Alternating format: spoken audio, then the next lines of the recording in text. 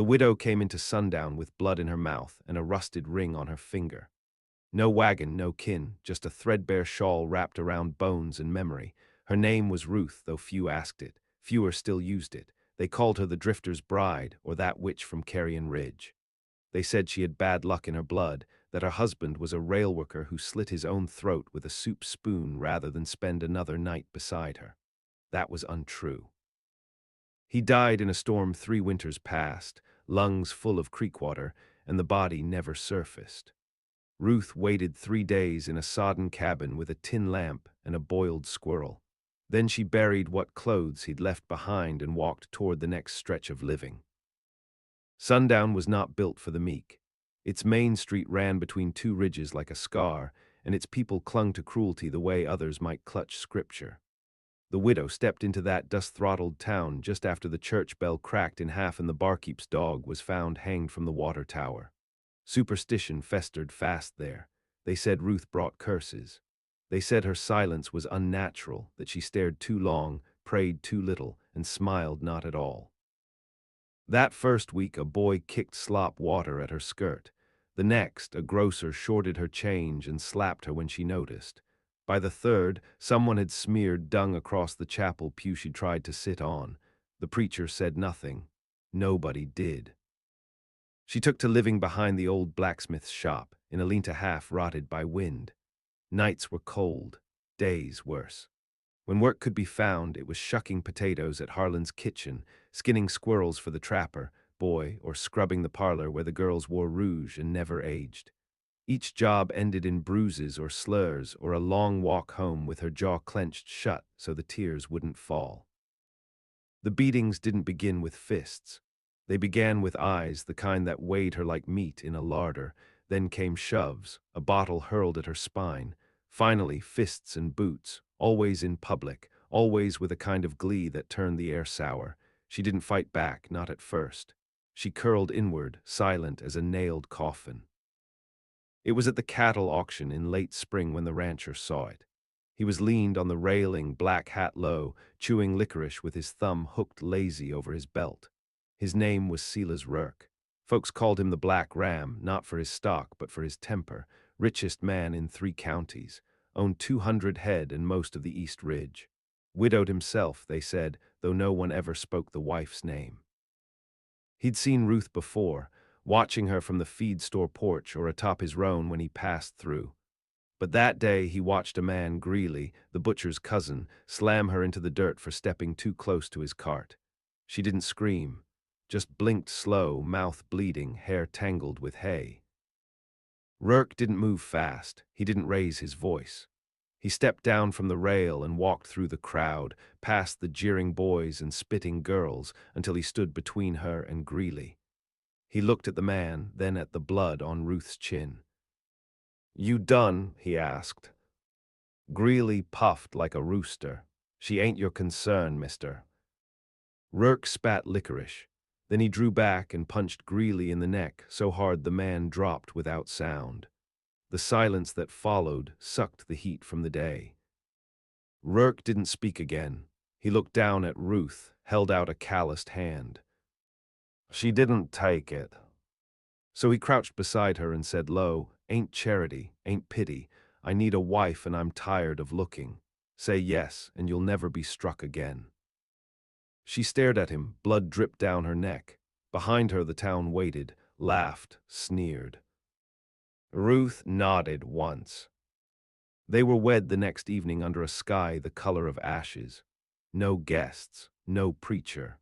Just a paper signed by the sheriff's assistant and a ring slipped onto her finger by hands that shook almost imperceptibly. She moved into the Rourke ranch that night. A long ride, wind cutting sharp across the hills.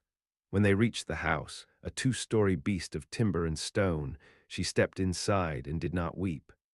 Not even when she saw the locked bedroom door at the end of the hall or the cold stew left on the stove.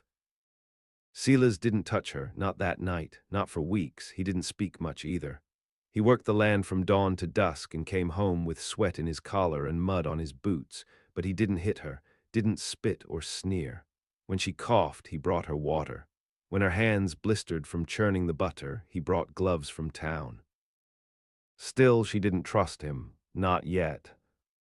Trust in her world was a thing you paid for in blood. But at least now she could sleep without waking to footsteps behind the wall. And that, for Ruth, was more than any vow could ever promise. The wind on the Rurk land carried a different kind of silence, one not sharpened by cruelty, but by space.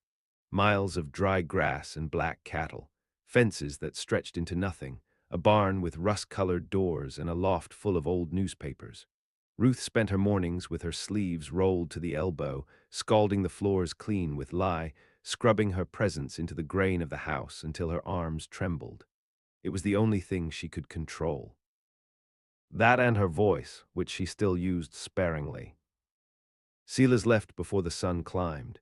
He'd saddle up, nod once, and ride out. He never asked her to cook, never asked for a kiss or kindness or anything soft. He simply gave her space and the shelter of his name. In town, that name turned eyes away. The beatings stopped, the laughter curdled. Men who once spat at her boots now looked past her like she was smoke. The ones who didn't, young brutes or drunk fools, were quietly made to vanish from the street for a while. Some evenings, Silas sat on the porch and whittled.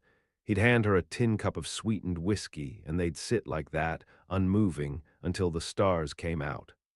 The quiet stretched between them but didn't threaten to snap. Weeks passed. Ruth began to learn the house. Its creaks, its smells, the way light pooled on the floorboards near the kitchen window come morning. She discovered a small room behind the pantry with a broken rocking chair and a ledger full of cattle brands dating back to the war. She found a tin box under a loose floorboard filled with hairpins and a child's glove. She did not ask. Silas did not offer. Once she caught him standing over a grave near the orchard. The stone was worn blank by rain. He didn't notice her at first. When he did, he only said she hated lilacs, said they stank like corpses. Then he turned and went inside. Ruth did not ask who the grave belonged to. But that night she dreamed of a girl with ink on her fingers and hollow eyes. She dreamed of lilacs rotting on a pillow. By midsummer, Ruth had taken to riding the land with Silas. At first he offered to keep her back, said the country was rough, the land vast. She didn't answer. Just mounted the mule without waiting for permission. He didn't stop her again. She rode at his side, watched him mend fences, birth a calf, bury a dog that went bad from snake bite. She didn't cry when it died. He did, though only once he thought she wasn't looking. They began to speak in fragments. "Too dry this year," he'd say. She nod, "Crops won't last." Later, she asked him to teach her how to shoot. He hesitated, then brought out the Winchester from the cellar, placed it in her arms like a sleeping child, and said, "It'll knock you off your feet the first time. That's how you know it works." He was right. She fell back in the dust, stunned. Laughed once, sharp and startled. He didn't laugh, just helped her up and loaded another round. By the time the leaves yellowed, she could shoot a squirrel from 50 yards and gut it with her eyes closed. He never praised her. She never asked him to. One night, a rider came to the ranch. Silas was out. Ruth answered the door with the rifle in hand.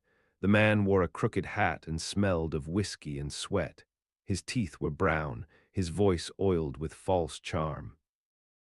Didn't know the black ram had found himself a new ewe. She said nothing. He tried to step inside. She raised the rifle. He stopped. "Tell your husband I came looking," the man said, eyes flicking down her dress. "He owes for the last run, and I don't like being owed." He turned and rode off without another word. That night, Ruth told Silas what the man had said. Silas leaned back in his chair, fingers laced, face unreadable. "He's not wrong," he said finally. "I owed him once, I don't anymore." She wanted to ask more, didn't. But she started watching the hills for riders. Winter came hard that year. A blizzard swallowed the west fence and killed 7 head. The ranch hands quit. One left a note, the other left nothing. Ruth and Silas worked through the storms with scarves tied over their mouths and lanterns hung from their belts. They slaughtered what cows they couldn't feed and buried them in a pit near the orchard. Ruth's hands cracked from the cold. Silas stitched them while she slept. He began sleeping in the same bed, though not touching her, just two bodies beneath a quilt. One time in the dark she said, "Do you miss her?" He answered, "Yes." She said nothing more, but she understood something then, that he was not whole and never would be, that he didn't need a new love, just a quiet place to set down his grief. So was she. In January, the preacher's boy rode out to the ranch on a frost-bitten pony. He carried a letter. A man in town had said Ruth was a witch, had taken to carving her name on the chapel doors, said the Lord would not suffer a heathen's hands on holy land, said a bloodletting was the only cure. The preacher had done nothing to stop him. Silas read the letter once, then tossed it into the stove. The next morning, he rode into sundown with Ruth behind him. When they arrived, the street emptied like a wound. He walked into the chapel and spat on the pulpit. "This town lays a hand on her again," he said. "I'll put it down like a rabid dog. You remember me, preacher, I don't bluff." Then he turned and left. They never called her a witch again. But that night, someone nailed a dead rabbit to their door. Ruth pulled it down without a word. Inside, she cleaned the blood off the wood with a bucket of hot water. Then she loaded the rifle, placed it by the bed. And when she lay beside Silas, she turned to face him for the first time. He did not move away. The silence between them was no longer empty. It was waiting. Spring crawled back slow and mud-thick. Snow melted into the bones of the land, and the creek rose until it swallowed the cattle path near the orchard. Ruth took to wearing trousers when she rode, her skirts torn beyond mending. Silas said nothing about it, just handed her his old pair of boots and tightened the stirrups. They worked together now without words, like hands on the same rope. She repaired fence posts while he branded calves. She learned the names of the far pastures, the way storms moved across the canyon like a herd of ghosts. He taught her to track broken hooves, how to spot a wolf before it circled close. She taught herself how to make preserves from the fruit that wouldn't last, how to stretch coffee with roasted chicory when the sacks ran low. What they didn't have, they didn't need. One evening, while she was salting the last of the meat, she found a strip of linen buried deep in the cellar larder. It was blood-stained, stiff with age. A child's, maybe a woman's, the memory of the grave flickered. She held the cloth up to the lamplight, then folded it small and buried it in the fire. Later, Silas walked in with blood on his jaw, a gash across his knuckles. She didn't ask. He didn't offer. But that night, she reached for his hand beneath the quilt, held it until morning. By midsummer, the land began to breathe again. Green broke through the gray. Calves were born clean. The creek turned sweet. Ruth planted beans near the edge of the yard and watched them stretch for the sun with a hunger she understood. But peace never stayed long on land as dry as theirs. It began with a fire. Midnight, a blaze lit the eastern ridge like a signal. Silas woke first. He ran toward it while Ruth threw water on the barn door to keep the embers from catching. By dawn, the flames were out, 3 fences gone, 4 heifers charred to the bone. On a stone near the creek, someone had carved the word whore with a dull blade. Silas came back with soot in his mouth, hands shaking. He didn't speak, but he sharpened the rifle that night until his fingers bled. Ruth cleaned the blade and bandaged the cuts without a word. The next day, they rode into town. Not for supplies, not for justice. For names. They didn't need to ask. The cowardice of men always sits nearest their mouths. A drunk at the saloon snorted when Ruth walked in, said something about the witch and her black ram. That was enough. Silas broke his jaw in 3 places. The sheriff watched from the porch, thumb hooked into his vest, and said nothing. They found the boy who carved the rock, too, 17, freckled, pale with fear. Ruth looked him in the eye. "You ever step foot near our land again," she said, "I'll make your mother bury you with her own hands." The boy cried, wet and loud. She didn't blink. After that, Sundown learned to keep its teeth in its mouth. But there were others who didn't forget, men from beyond the ridge, men with long memories and dirtier debts. One night a letter came nailed to the barn. It was old paper stained with oil. A name was scrawled across it, Jebediah Crane. Silas read it and went pale, sat down hard on the porch step like the air had been punched out of him. "He's not a man," Silas said. "He's a plague in boots." Ruth waited. "He was mine once we rode together. Stole cattle, burned fields, before the ranch before you. I left that life behind, but I never paid what I owed." "What does he want?" she asked. Silas looked at her, and his eyes were raw. "Are you?" She didn't flinch, just turned and walked into the house, pulled down the rifle, loaded it slow. "He won't have me," she said. The next days were a waiting game. They locked the livestock in the high pasture, dug ditches near the barn, laid out oil tins near the road. Ruth slept in her boots. Silas kept a pistol on the nightstand. Then the riders came. 5 of them, dust on their hats, guns shining. Crane at the front, lean as bone, face like dry leather stitched with hate. They didn't ride fast, they didn't shout.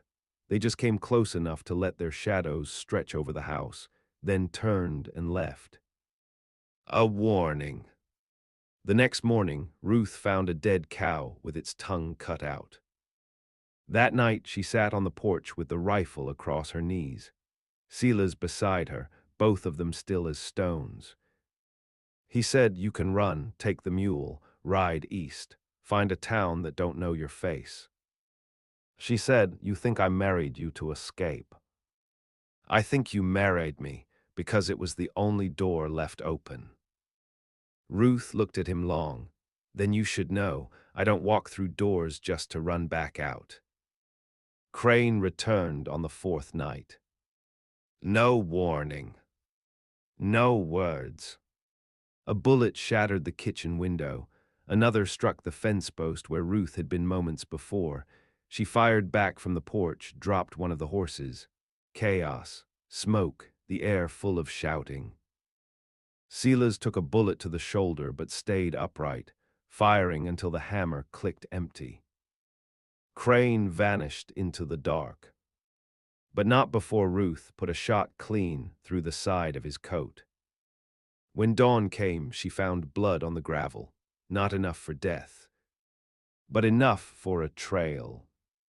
Silas collapsed after that, fever, infection. She boiled rags, dressed the wound, whispered nothing, just worked, just waited, just watched the ridge for another rider. 3 days later, she packed food, the rifle, and Silas's knife. He was too weak to stop her. "You don't know what he is," he whispered.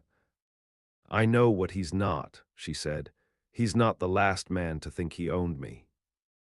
Then she rode out, alone. North toward the canyon, toward the place where old debts still breathed.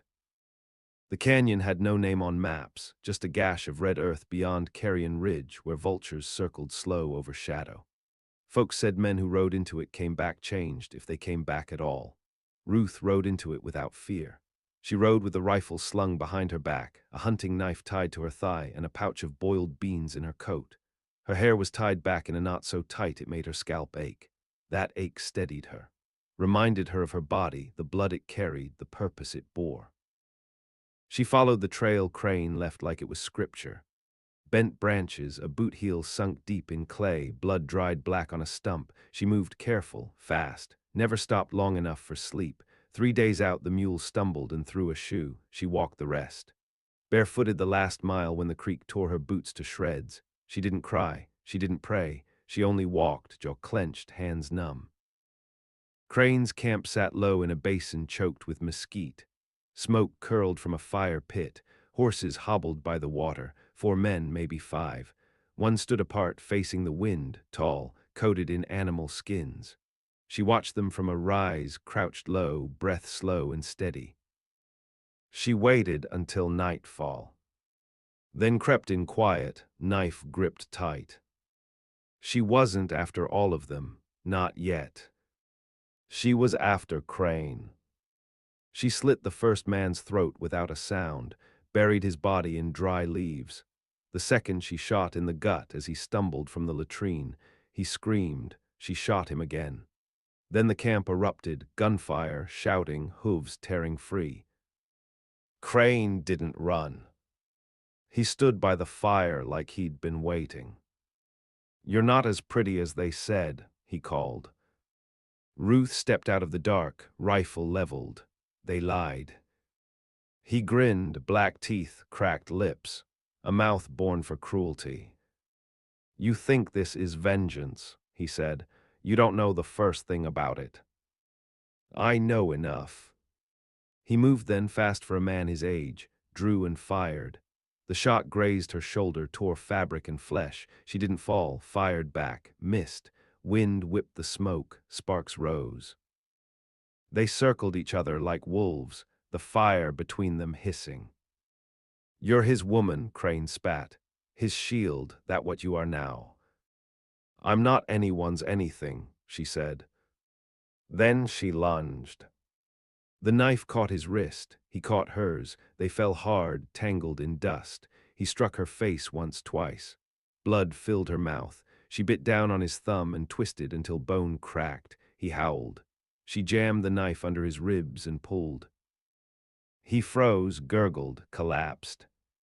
She rolled off him and stared at the stars. It wasn't over, not yet.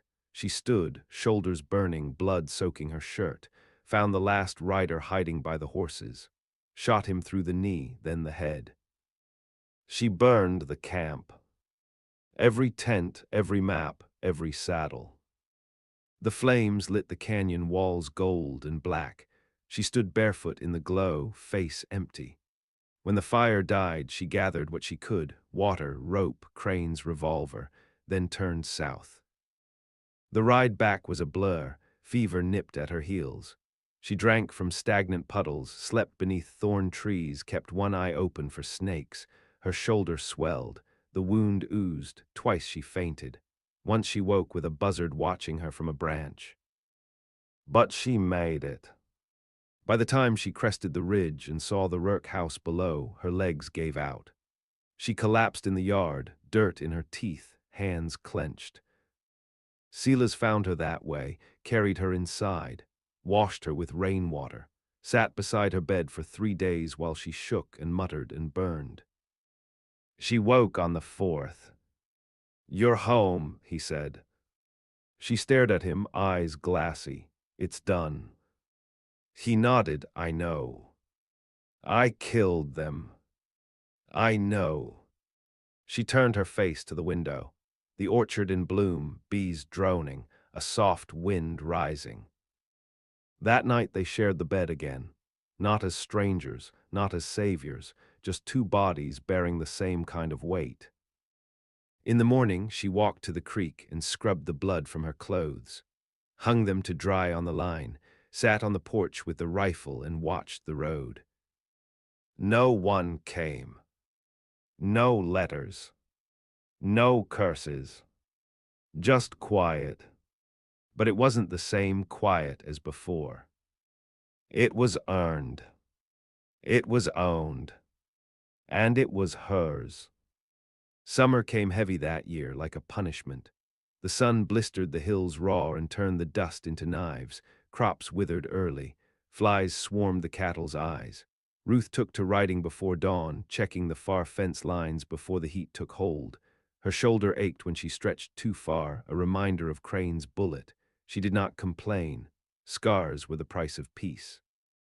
Silas walked with a limp now, old wounds stiffening. His strength came slower, but his eyes had steadied. He had buried his pistol beneath the cottonwood tree, said it was time for different tools. Ruth kept hers, not out of fear, out of memory. The townsfolk spoke of them with caution. At the post office they whispered. At the feed store they fell silent when Ruth entered. But they no longer dared to touch her, no longer dared to test the quiet that trailed behind her like a cloak. Word of Crane's death had traveled. No one claimed to mourn him. That September a girl from town came to the ranch. 14, mute, bruises down her arms like ink run through water. Ruth didn't ask who sent her, didn't ask who she was running from, just took her inside, made her a cot by the stove, and laid a cloth to her swollen cheek. The girl stayed, didn't speak for weeks, but followed Ruth everywhere, watched her gut a rabbit, watched her clean the rifle, watched her tend the beans, trim the horse's hooves, slice through the thick tendon of a dead calf without blinking. One evening, the girl picked up the knife. Ruth nodded, showed her how to hold it. They didn't need words. The orchard bloomed again come fall. Ruth walked among the trees barefoot, trailing her fingers across bark that remembered older hands. There was a new stone now beside the first, smaller, no name, just a carving gone to dirt, not forgotten. She didn't ask Silas who it was for. He didn't say. They had a language now that lived beneath silence. That winter Ruth dug a new well, with her own hands, pickaxe swinging until her palms split. The water came up clean and cold. She smiled just once. No one saw. One night she heard the girl crying, not loud, just a small sound in the dark. Ruth rose from bed, stepped into the kitchen, and found the girl at the table with a match in her hand, lighting and snuffing it again and again. She sat across from her, waited. After a long silence, the girl said, "They buried my mama with her eyes open." Ruth didn't flinch. "You want me to go dig her out?" The girl looked up, startled, then shook her head. "She ain't in the ground no more." They didn't speak again that night, but the next day the girl began to call the cattle by name. Spring thawed the land, and Ruth felt her bones ease for the first time in years. She still slept light, still kept her rifle cleaned and her boots by the door, but the fear had curled into something else. Not safety, never that, but something sharper, something earned. The town changed too, quietly. A new preacher came, young, carried a scar down his neck and never preached damnation. Just read the book like it hurt him to do it. Folks listened. One day, a woman Ruth didn't recognize stopped her on the street. "You're the one who made the butcher's boy disappear," she said, eyes wide. Ruth tilted her head.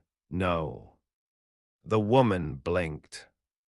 "I made him afraid to come back," Ruth said, then walked on. Silas began to age in the way men do when peace sits too long in their chest, slower in the knees, eyes soft at the edges.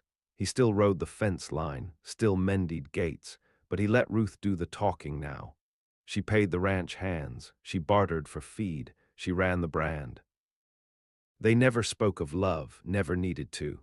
Their bond was in the land, in the long silence between words. In the way he passed her coffee each morning, steam rising between their hands. Years passed, seasons rolled and bit and healed. The girl grew tall. Ruth taught her to shoot, then to lead. She rode the south pasture alone by 16. By 18, she branded her first calf. "You gonna name the ranch something?" she asked Ruth one dusk. Ruth thought for a long time. "No, it's not a name that keeps a place alive, it's what it remembers." She buried Silas beneath the orchard when the time came. No ceremony, no preacher, just her, the girl, and the sound of wind in the grass. She carved the stone herself. No words, just the mark of a ram etched deep. The house stood. The well stayed clean. No one came up the road without reason. And when they did, Ruth met them on the porch with the rifle in hand and the girl at her side. There were no more baitings. There were no more townsfolk with laughing mouths and stones in their fists. There was only the land, and the two women who had claimed it by fire, by blood, and by their own unyielding hands.